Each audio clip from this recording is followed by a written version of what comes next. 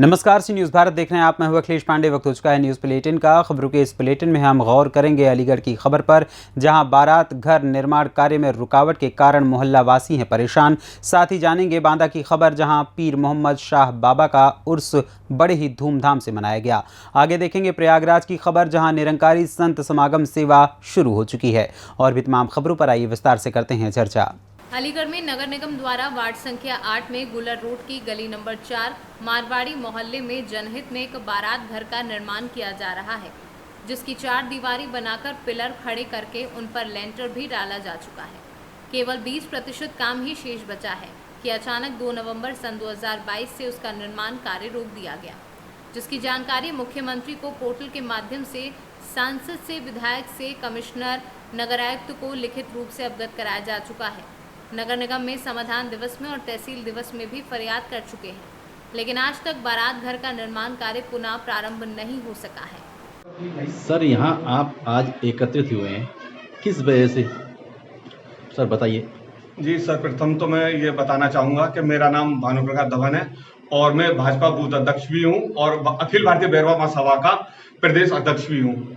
जी, हम सब यहाँ पे जो खड़े हुए हैं वो इस वजह से आए हुए हैं कि हमारे एक बारात घर है, नगर निगम की जगह थी बारात घर बनवाने के पर्पज से। हम किस जगह पर? गुलर रोड गली number 4 Aligarh UP ward number 8 में। और हमारे बारात घर जो बन रहा है उसमें एक सुभाष पुत्र रामचंद्र, जो लगातार उसमें रुकावट डालता चला रहा, वो बारात घर हमारा नहीं बनने दे रहा। और जबकि 2 बार उससे सरकार ने, नगर निगम ने कब्जा मुक्त भी जगह कराई। सर, वो किस वजह से इस बारात घर पर नहीं बनना देने जा रहे? वो फर्जी कागज बनवा रहा है, वो फर्जी कागज दिखा रहा है कि सब मैंने बेनामा बनवा लिया और ये जगह मेरी है। और उसने जो कागज दिखाए थे, बड़े भैया आप चाहो तो ये कागज देख लो, देखो ये बेनामा है, जो इसमें राजा महेंद्र प्रताप के दस्तखत लिखे हुए हैं, जो गलत है, फर्जी है ये। और देखो ओरिजिनल बेनामे और भी हैं जिन्होंने अपने नाम के आगे कभी भी राजा नहीं लगाया। ये देखिए आप पूरे शहर के, अलीगढ़ के क्या पूरे शहर के कहीं के भी राजा महेंद्र प्रताप के दस्तखत देखोगे तो आपको भिन्न नजर आएंगे। ये सुभाष फर्जी है, असली नकली कागज नजर आएंगे। ये ओरिजिनल दस्तखत है? ये हमारे ओरिजिनल है, जो राजा महेंद्र प्रताप के दस्तखत थे। जो फर्जी किए गए वो फर्जी दस्तखत भी आप देख लीजिए, वो इस तरीके से जो इन्होंने बनवाए हैं कागज, और ओरिजिनल पेपर पे तो कुछ भी नहीं है। ओरिजिनल सर, ये फर्जी कागज हैं जी, और सिग्नेचर ये राजा महेंद्र प्रताप के सिग्नेचर कंप्यूटर से उठाए हुए हैं। ये कंप्यूटर से उठाए हुए फर्जी कागज दस्तखत है, ये कंप्यूटर से उठाए। Original sir? ओरिजिनल आपको मैंने दिखाया था, देखो ये देखिए ओरिजिनल पेपर, ये ओरिजिनल जिनके दस्तखत अलग हैं, उन्होंने नाम के आगे राजा नहीं लिखा और नीचे लिखा हुआ देखो राजा। 2 महीना में ही ये कह रहे हैं कि इनके सिग्नेचर जो है वो फर्जी हैं। एक में लास्ट में लिखा हुआ है राजा ब्रैकेट में, और दूसरे में आप में इन्होंने नाम के आगे लगा दिया है, जो फर्जी है। आगे फर्जी है, जो फर्जी है। तो फिर अब आप क्या चाहते हैं? अभी हम ये चाहते हैं कि इनके खिलाफ कानूनी कार्रवाई होनी चाहिए। सारे दस्तावेज कागज हमने नगर आयुक्त जी को दे चुके हैं, उसके बाद भी कार्रवाई क्यों नहीं कर रहा और लगातार रुकावट कर रहा और कहता है कि मैं कोर्ट से केस जीत गया। सर, कंप्लेंट की थी आपने क्या? हमने समाधान दिवस में भी दी थी, तहसील दिवस में भी दिया, कंप्लेंट निजी भी दे के रहा है नगर आयुक्त जी को, और कम से कम 20-25 आदमी लोग मिल करके पूरा समाज गया था। तो फिर क्या कुछ समाधान मिला? कोई समाधान ना मिला। लगातार यही कहते हैं कि हाँ बन जाएगी, कब बनेगी ये कोई नहीं बता रहा। और वो कह रहा कि मैं केस जीत गया, जिसकी कापी ये रही, और नगर निगम कह रहा कि हमारा केस चल रहा। मैं यही समझ रहा केस कैसे चल रहा, नगर निगम कैसे गुमराह कर रहा। ये देखिए ये आदेश है, नगर निगम कह रहा है कि केस चल रहा। आप अभी नगर निगम से बात करिए तो आपसे कहेंगे कि केस चल रहा, ये नहीं बताएंगे वो केस हार गए और नकली कागज होने के बाद भी वो केस कैसे जीत गया। इतने दस्तावेज कागज हमने नगर निगम को दिए हैं, केस कैसे जीत गया वो। सर का कहना है कि नकली कागज बनवा लिए और कह रहे हैं कि केस जीत गए वो। जी ठीक है सर, आप सब बताइए। सर आप बताइए, आपके जब ये नकली कागज हम बता रहे हैं, हम अपने आधार पर नहीं बता रहे, ये बिल्कुल नगर निगम ने उससे कब्जा मुक्त जगह लिख के दिए, कब्जा मुक्त कराया।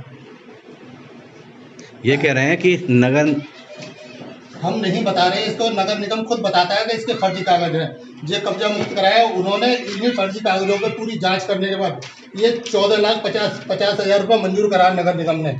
नगर निगम ने 14,50,000 रुपये मंजूर करा है और उसके बारात घर बनाने के लिए मंजूर किया है। जी हाँ, बारात घर बनाने के लिए मंजूर किया है और उसके साथ साथ उन्होंने ये भी लिखा है कि इस आदमी के खिलाफ FIR करी जाए अगर ये रुकावट करता है तो।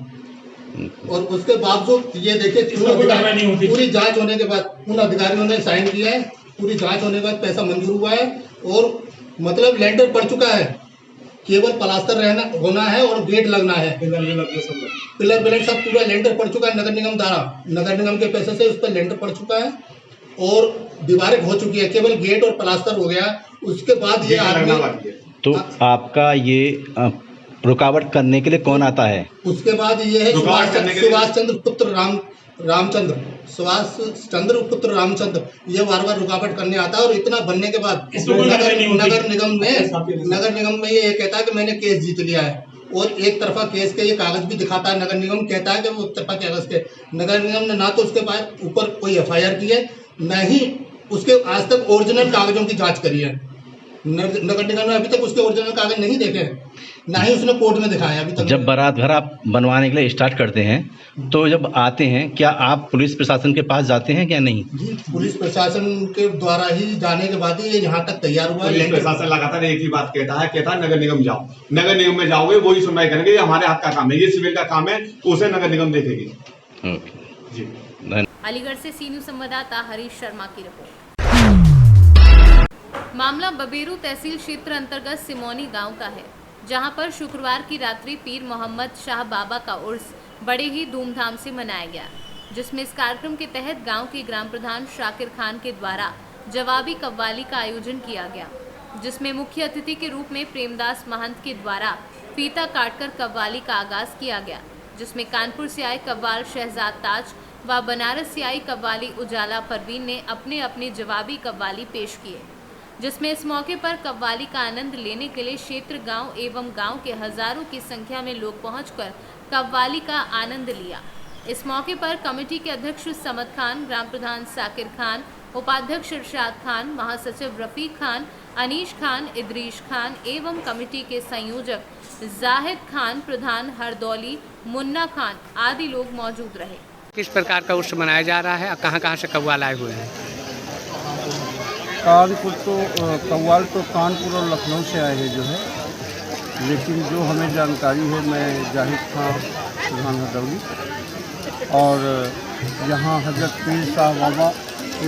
पीर मोहम्मद शाह बाबा के उपलक्ष्य में हर वर्ष जो है यहाँ जो है फातिहा और कव्वाली का प्रोग्राम होता है जो है, और जो वर्तमान में जो है प्रधान है शाकिर भाई की अध्यक्षता, उनकी अगुवाई और कमेटी में गांव के सारे लोग मिलकर के उसको अंजाम देते हैं जो है, और बहुत दूर दूर दराज से लोग जो है हर वर्ष की बात इस वर्ष भी उर्स मनाया जा रहा है। हाँ, हर वर्ष की भांति जो है इस साल भी जो है मुख्य अतिथि के रूप में कौन आया है? जी, मुख्य अतिथि के रूप में यहाँ तो मुख्य अतिथि के रूप में जो है बालक दास जी जो है महंत जी हैं, उन्हें फीता काटा जो है, और वही जो है उसके अगवा है। और हिंदू मुसलमान दोनों समुदाय में यहाँ प्रधान जी की अगुवाई में बहुत मिल्लत और इत्तेहाद है, यहाँ किसी चीज़ का कोई भेदभाव नहीं, सब कितने हिंदू मुसलमान होते हैं। यहाँ पर कहाँ के दर्शक उपलब्ध होते हैं? यहाँ क्षेत्रीय और जनपद से सारे लोग जो है आते हैं जो है, आस्था में जो है तो अपना फातिहा जरूर करते हैं और प्रोग्राम सुनते हैं। सिमौनी में हजरत पीर मोहम्मद शाह बाबा का स्थान है। ये अपने ग्राम सिमौनी को हिंदू मुस्लिम एकता का प्रतीक कहा जाता है। ये विगत कई वर्षों से इस स्थान पर ये उर्स कमेटी जो हर वर्ष होता है, दूर दराज से आए हुए हमारे कव्वाल जो लखनऊ कानपुर से उपस्थित होते हैं, और हमारे आदरणीय जो प्रधान जी हैं साकिर खान सेठ जी, और उनकी जो कमेटी है उर्स कमेटी, उनके प्रयासों से सम्मानित ग्रामवासियों की उससे ये कार्यक्रम होता है। और इस वर्ष हमारे संकट मोचन मंदिर के आदरणीय महंत जी प्रेमदास महंत जी इनके करकमलों द्वारा इस कार्यक्रम का शुभारंभ किया गया फीता काट करके, और यहाँ पर हजारों की संख्या में लोग आते हैं, दूर दराज दूसरे गांव से भी लोग आकर के इस कव्वाली का आनंद लेते हैं, और यही अपने गांव का एक नज़ारा है। क्या नाम है आपका? मेरा नाम राकेश कुमार शुक्ला है। किस प्रकार का प्रोग्राम और उस जगह रखा गया है? ये हमारे 4100 साल प्रोग्राम हो चुका है चालू होते हुए। हर साल इस साल भी हो रहा है, हर साल की तरह मनाया जा रहा है। सब हिंदू मुस्लिम भाई सबका सहयोग है हमारे इस प्रोग्राम में। किस तरह का कार्यक्रम है ये? हर साल कव्वाल आते हैं, जैसे मान लो कानपुर से आए हुए हैं, लखनऊ से आए हुए हैं और दूर दराज के लोग भी आते हैं गाँव से। कितनी की संख्या में यहाँ दर्शक उपलब्ध होंगे? 1000-2000 की संख्या हुई जाती है। तो कौन सी मजार है यहाँ पे? हजरत पीर मोहम्मद साहब वाला की मजार है। कौन सा गांव है? सिमौनी गाँव। आपका नाम? शाकिर खान, ग्राम प्रधान सिमौनी। बांदा से सीनू संवाददाता कासिद अली सिद्दीकी की रिपोर्ट। नेवादा ब्लॉक के अंतर्गत ग्राम पंचायत बसुहार में पूरे घासी राम साधन सहकारी समिति के हो रहे चुनाव की शांति, सुरक्षा एवं कानून व्यवस्था को प्रभावी व सुदृढ़ बनाए रखने के लिए थाना सराय अकील के इंस्पेक्टर विनीत सिंह की बेनीराम कटरा चौकी के चौकी प्रभारी सूर्य बली पांडे, सब इंस्पेक्टर दिनेश कुमार शर्मा अपने हमराहियों के साथ शांति, सुरक्षा व्यवस्था को लेकर बसुहार गाँव में साधन सहकारी समिति का चुनाव चल रहा है। बसुहार गांव विवादित व संवेदनशील गांव होने से सराय अकील कोतवाली के इंस्पेक्टर विनीत सिंह सक्रिय आदेश करते हुए कहा कि चुनाव में लगे हुए पुलिस स्टाफ को कहा कि चुनाव में किसी प्रकार की अराजक तत्वों द्वारा लापरवाही व गड़बड़ी की गई तो अराजक तत्वों के ऊपर कड़ी से कड़ी कार्यवाही की जाएगी। कौशाम्बी से सीनू संवाददाता नवदीप त्रिपाठी की रिपोर्ट। प्रयागराज में निरंकारी संत समागम सेवा शुरू है। सभी महापुरुष सेवा कर रहे हैं। निरंकारी संत समागम की तैयारी में जुटे हुए हैं। संगम में महाकुंभ मेला क्षेत्र में निरंकारी संत समागम होने जा रहा है। दिनांक 24, 25, 26 3 दिन का ये महाकुंभ निरंकारी संत समागम होगा, जिसकी तैयारी शुरू है। यहाँ लगभग 5 से 7 लाख निरंकारी श्रद्धालु पहुँचने का अनुमान लगाया जा रहा है। प्रयागराज से सीनू संवाददाता आशीष की रिपोर्ट। खबर आदर्श नगर पंचायत चकिया से है। बीमारी होने से पहले ही चेता देगी तकनीक। गर्मी के मौसम में पशुओं का रखे खास ध्यान। पशु डॉक्टर ने घरेलू पशुओं की देखभाल करने की सलाह दी है। मामला आदर्श नगर पंचायत चकिया का है। अपना परिचय बताएं सर। मैं डॉक्टर आपी भारती, डिप्टी CBO चकिया, पशुपालन विभाग। बदलते मौसम में पशु संबंधित लोगों को क्या संदेश देना चाहेंगे? मेरा एक ही मात्र संदेश ये है कि इस समय हरा चारा खूब उपलब्ध है। बरसीम खिला रहे हैं। बरसीम खिलाने की वजह से पशुओं की जो गोबर है वो ढीली होगी, तो उससे घबराने की ज़रूरत नहीं है। वो जैसे ही आप बरसीम को डाइजेस्ट करने की क्षमता ला देंगे, गोबर ठीक हो जाएगा। और दूसरी बात है कि इस समय टेम्परेचर बहुत ज़्यादा अप डाउन हो रहा है, तो उसकी वजह से कुछ इन्फेक्शन, कुछ फीवर, कुछ डायरिया, ये सब हो जाता है। तो उनसे बचा के रखें पशुओं को। थोड़ा सा रात में पशुओं को बंद कमरे में रखें या बंद जगह पर रखें जहाँ हवा ना लग पाए। और बाकी हर 4 महीने पे 3 महीने पे डिवार्मिंग करवाते रहें और जो भी पशुओं का टीकाकरण है वो करवाते रहें। चंदौली से सीनू संवाददाता राजेश सिंह यादव की रिपोर्ट। एटा शहर में एसपी क्राइम और क्षेत्राधिकारी सिटी सहित भारी पुलिस बल के साथ शहर के प्रमुख बाजार बाबूगंज, घंटागढ़, सर्राफा बाजार सहित कई जगह पैदल गश्त किया, जहां दुकानदारों को अतिक्रमण हटाने की हिदायत दी। वहीं बाइक पर 3 सवारियों को लेकर चालान भी किए और चेतावनी दी कि आगे से 3 सवारियों को बैठाकर ना चलें और बिना हेलमेट के घर से बाहर ना निकलें। वहीं सर्राफा बाजार में एसपी क्राइम विनोद पांडे ने सर्राफा की दुकानों में सीसीटीवी कैमरों की भी चेकिंग की।